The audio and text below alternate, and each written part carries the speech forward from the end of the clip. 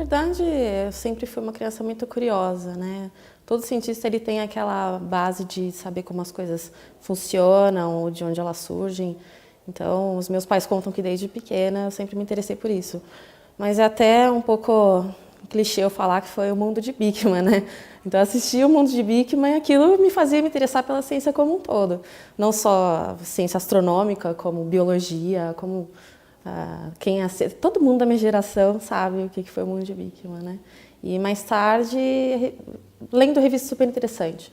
Ia parar na minha casa e folheando, eu me interessava por esses assuntos. Então foi desde pequena mesmo, foi desde criança.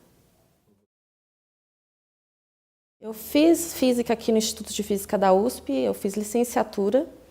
E eu lembro que na época ainda não existia o curso de astronomia, né? Porque talvez eu poderia até migrar, mas não fiz. E só o bacharelado que tinha habilitação. Então eu não tinha possibilidade de fazer os cursos de astronomia que os bacharéis faziam.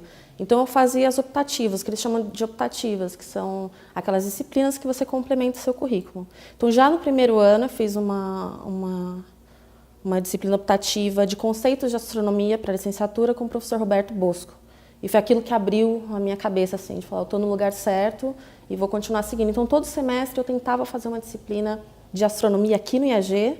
E em 2006, 2007 eu comecei a minha iniciação científica com a professora Jane Gregório Etten aqui. E foi assim que nasceu a minha carreira na iniciação científica, porque no mestrado eu continuei com o meu projeto com ela. Aí eu migrei aqui para o IAG, então eu fiz o meu mestrado aqui, mas eu já tinha toda a base de iniciação científica. E aí depois eu escolhi fazer essa parte de ciência pura aqui no IAG, no mestrado, e no doutorado eu decidi mudar um pouco de área e fui para um outro orientador, mas mantive a presença aqui no Instituto. A minha principal pergunta é se as estrelas quentes e massivas desencadeiam um processo de formação estelar no gás ao redor. Então, o meu trabalho atual tem sido esse.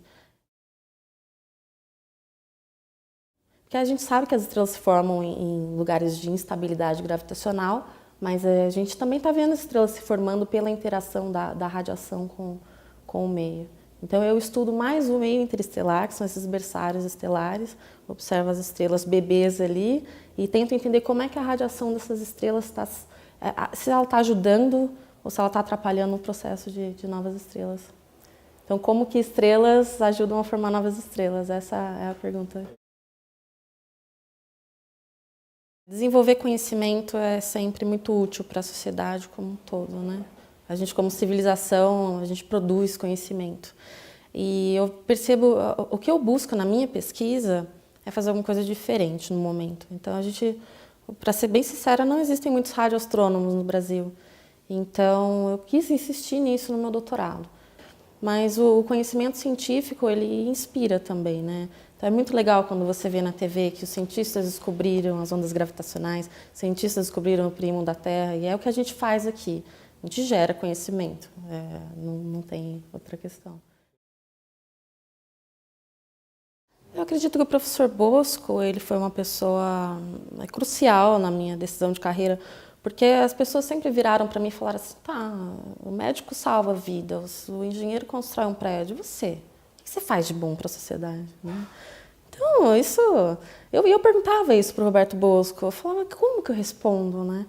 Ele fala assim, porque eu gosto, porque a ciência ela é um caminho para gerar outras coisas, né?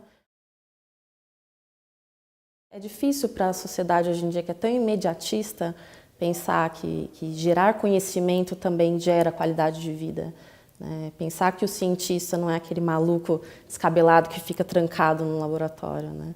Eu tento levar para as pessoas que eu sou uma pessoa normal também, sou como qualquer outra, gosto de música, vou no cinema, toco instrumento musical. Então, eu acho que foi ele que foi a pessoa que me fez perceber que eu podia seguir o meu sonho, podia fazer o que eu gostava. Né? Eu vou falar o que eu falo sempre. Estudar astronomia não é ficar num telescópio observando estrelinha. Eu conheço pessoas que deixaram de fazer astronomia porque falaram, não, eu não consigo ficar acordada de madrugada para ficar olhando o céu. E não é isso que a gente faz. Ou se a gente faz algumas noites num ano para ter material coletado. Eu sou radioastrônoma, eu posso observar durante o dia com o céu encoberto. Isso não é impeditivo. Então, a falta de conhecimento leva a duas coisas, né? Leva à desistência, antes mesmo de tentar, e também leva à frustração.